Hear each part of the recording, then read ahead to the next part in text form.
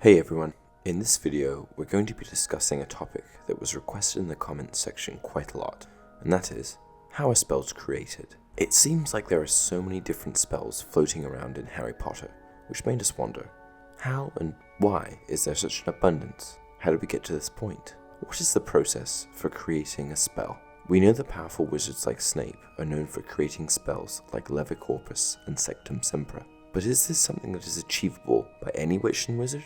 Or is it reserved only for those that are powerful? In this video, we're going to be diving into the creation of spells. Let me start off by explicitly stating that this is purely our opinion, and that it is not backed by canon in any way. These are just some theories that we have, and we'd love to hear your own theories on this topic. First things first, I think that you would need to figure out the purpose of your spell.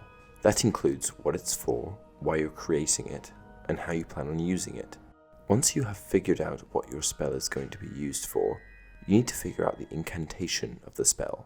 That is, the words that you'll utter as you're casting said spell.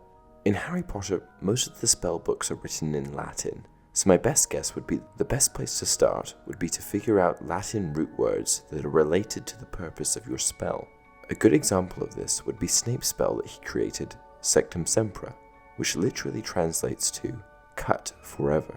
Other examples include lumos, used to turn a wand into a torch, which comes from the Latin word lumen that directly translates to light. Imperio, which is used to forcibly control a victim, is based off of the Latin imperium, which translates to power. This seems fitting as it alludes to the power you have over said victim. Confundo, used to cause confusion, is coincidentally the Latin word in its entirety, as well as the incantation. Confundo means to blur, confuse, or jumble, which seems very appropriate given the function of the spell. As we can see, there is a direct relationship between the incantation and the Latin root word. However, the actual incantation, in most cases, appears to be an adaptation or deviation from the Latin root word. This would explain why it's so difficult to create or figure out these incantations, because only the correct combination would work. Only a truly determined and patient witch or wizard would be up to the challenge of figuring out what combinations work well together, having to first figure out the Latin word related to the spell outcome that they want to produce, and then, through trial and error, experimenting with different variations or deviations of the incantation. Additionally, I would imagine that the intent would have to exactly match the incantation, meaning that if they uttered the correct incantation without the matching intent, then it still wouldn't work. I think that if you had the desire to create a spell, a good place to start would be to look at existing spells that produce an outcome which is similar in nature to your own desired outcome. That is, you could start by taking existing spells and adjusting them ever so slightly as to influence the outcome. Let's start by taking a two-part spell like Expecto Patronum. Expecto Patronum, as we know, is used to call forth a Patronus charm. Expecto Patronum literally means I wait for a patron.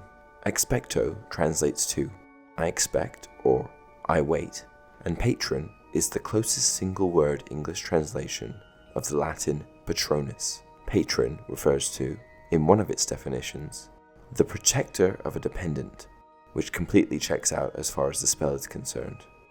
Now that we've effectively broken apart Expecto Patronum into two sections, we can use those sections independently and see how they might fit with other incantations.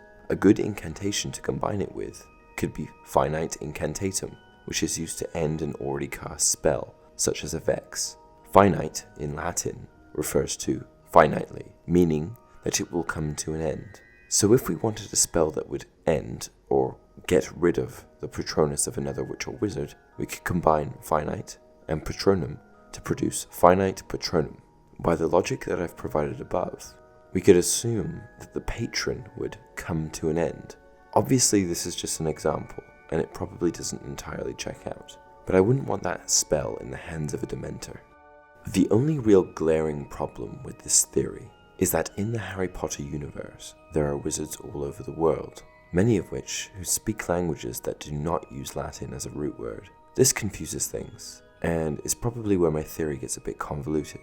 My thought is this: in the magical world, where seemingly anything is possible, The magical presence, location, and intent of the caster accounts for the wizard or witch's specific utterance of the incantation. That is, the incantation itself is malleable in that its utterance is geographically dynamic. For example, if you're in China, you may use your own root language to produce an incantation that creates the same spell. Next, let's touch on the wand part of producing spells. Personally, I don't think that wands are part of the process. I know that historically some spells appear to be dependent on the wand movement to be efficiently cast, but I feel that this does not adequately account for the existence of wandless magic, which has been known to be more prevalent at certain points in history. Additionally, we know that the wand is merely used to channel magic, and that the magic itself is generated from the wizard. I feel that this alone is enough to eliminate the wand's involvement with the spell creation process, as actually casting a spell is not necessarily related to generating the magic itself. Perhaps it is just that there are some spells that rely on the use of a wand to channel magic, while others do not.